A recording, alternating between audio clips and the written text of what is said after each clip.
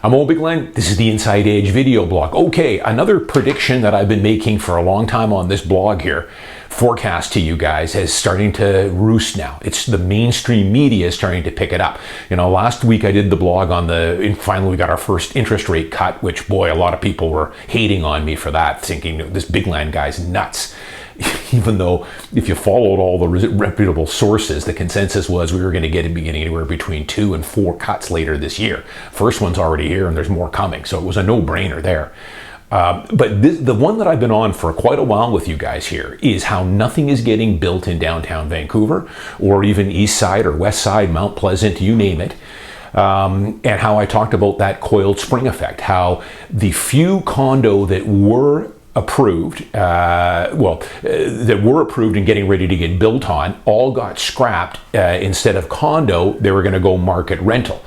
But then there's another 10 or 15 developments that were all pre-approved and zoned for downtown Vancouver areas like Georgia Street, Alberni, the West End here, that were in limbo and have been in limbo for many, many years. You know, the development boards went up on these 2-3 years ago, some of them before COVID, and they've all been slowly taken down or vandalized. I've been waiting for some more of them to potentially get shifted over to market rental, but we've already had about 6 of those already. So you can only build so many more market rental here at one shot.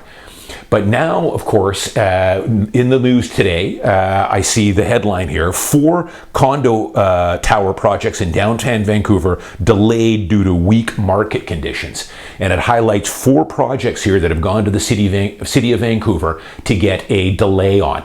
The delay is because they owe a total of close to $100 million to the City of Vancouver for those CACs,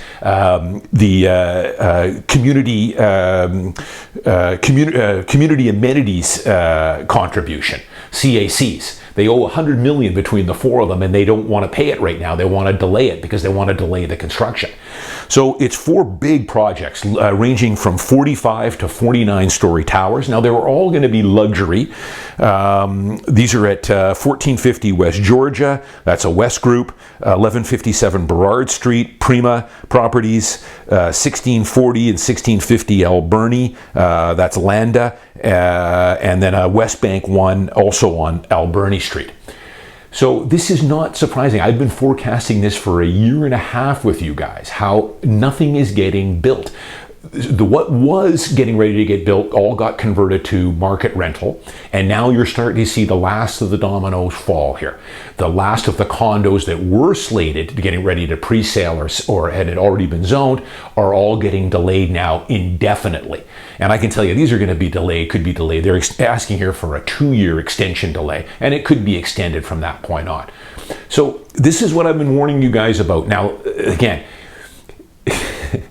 this won't be fully felt for another 5, 6, 7, 8 years down the road here. It's that coiled spring or delayed effect, where the headlines in the media are going to be, where did it all go wrong? Population continues to grow, prices continue to go up, interest rates now, we've got a tailwind to interest rates. But there's nothing to buy. Now, mind you, these were all going to be luxury, ultra luxury condos, $1,700 a square foot up to over $3,000 a square foot. So hardly affordable. But I've talked about it before. At least it gives people that are in the $1,200, $1,300 a square foot units something to move up to, free up some of those lower priced units for first time buyers to get into. The other thing, of course, is the other projects that were slated, those have now permanently off the market. Those are going to be market rental, which the NDP loves. It's enabling renters. Nothing wrong with building more housing, more rental stock.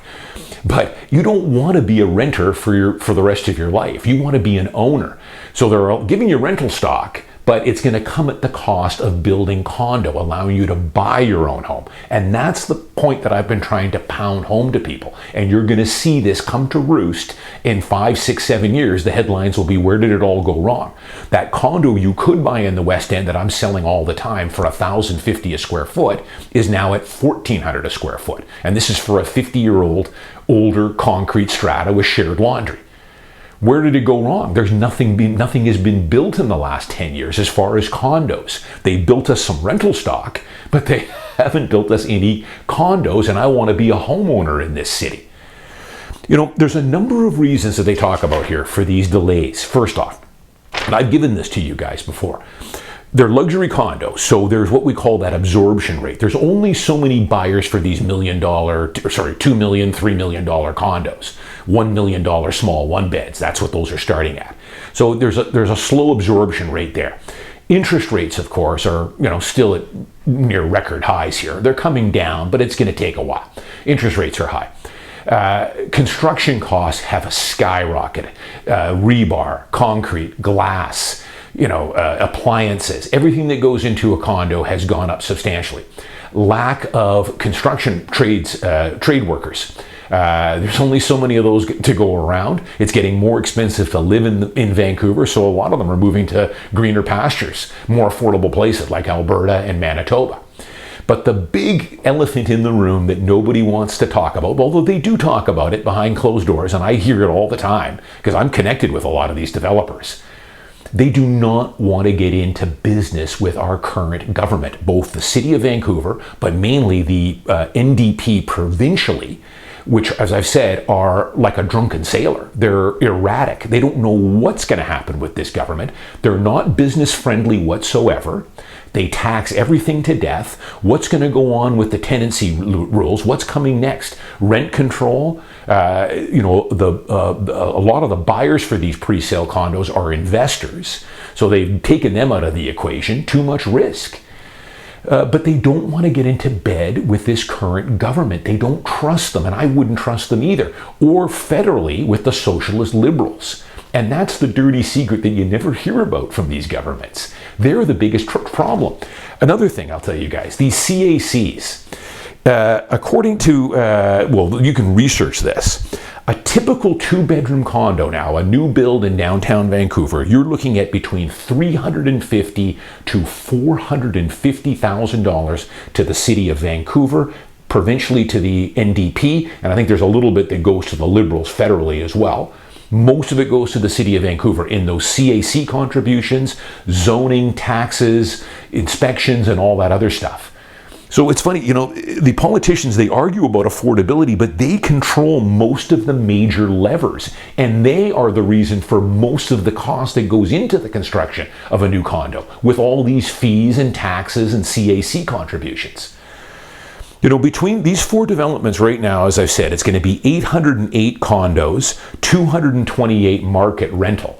And I'll do another blog on mixing market rental with a luxury condo tower. I've done stories on this before. A guy's been asking me about that, so I'm going to have to update it on that. I wouldn't buy. It's like an anchor on your appreciation. If you're looking to buy a luxury condo, I would buy a luxury condo in a 100% luxury building.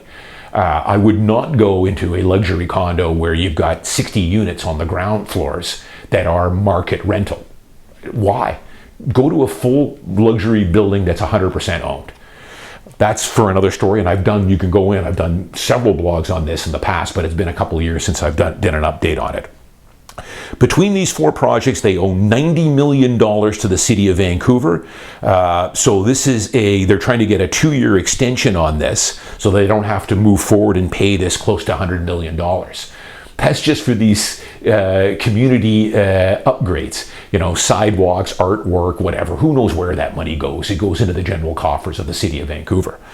So, this is not surprising here. These were going to be luxury condos. They weren't going to be affordable. But listen, again, it gives people that are in the lower price units downtown something to move up into. They build up some equity. They need a bigger place. They've been saving their money for the last 10 years that they've been owning. Now I can move into that 1 point or buy something at 1.8 or 1.9 or 2 million. And I'll free up my $1 million two-bed. And this is going to seize everything. And again, this won't come to roost for another 5, 6, 7, 8 more years. The biggest one, though, not only are these, I knew these were stalled out because these have been stalled out for years now. There's a couple more on the West End here. I don't know what's going on with them. They were going to be condos. The development boards were kicked out over or removed a year and a half ago. Nothing else has gone up. The other ones on the West End here, the development boards got taken down, and then several months later, all of a sudden it had all been flipped now to rental. Again, nothing wrong with building rental. We need more rental stock downtown, but it's coming at a cost of building condo. And now those have all stopped too. So if you're a young person, read the tea leaves here, guys. You know, they're not building anything in downtown Vancouver other than rental right now. What do you think that's going to do to the existing tangible inventory? Populations continue to grow. The city gets more desirable. Our supply is locked now, but demand keeps going up. It's simple economics. The price of those tangible units now is going to continue to go up. And I think it's going to get very ugly here in another 5, 6, 7 years, because that's where a lot of this will come to roost. There's a delayed effect there on not building any more condos, and it won't be felt for again, another 5 to 8 years down the road. So that's where it's at right now, and I expect there's some other ones that have been in limbo here as well. You'll see these come out as well, looking for an extension on those CAC money they owe to the city. They'll be petitioning for an extension. And then the other few you'll see probably will also get flipped from condo to rental, because hey, the developer's got to do something. If I can't build a condo, well, okay, I'll build some rental stock for the city. Why not? But again, this is going to be a coiled spring effect, guys. You'll see. Although even now the media is starting to finally start picking up on some of the stuff I've been talking about for years here. I'm Owen Bigland. As always, see you next week.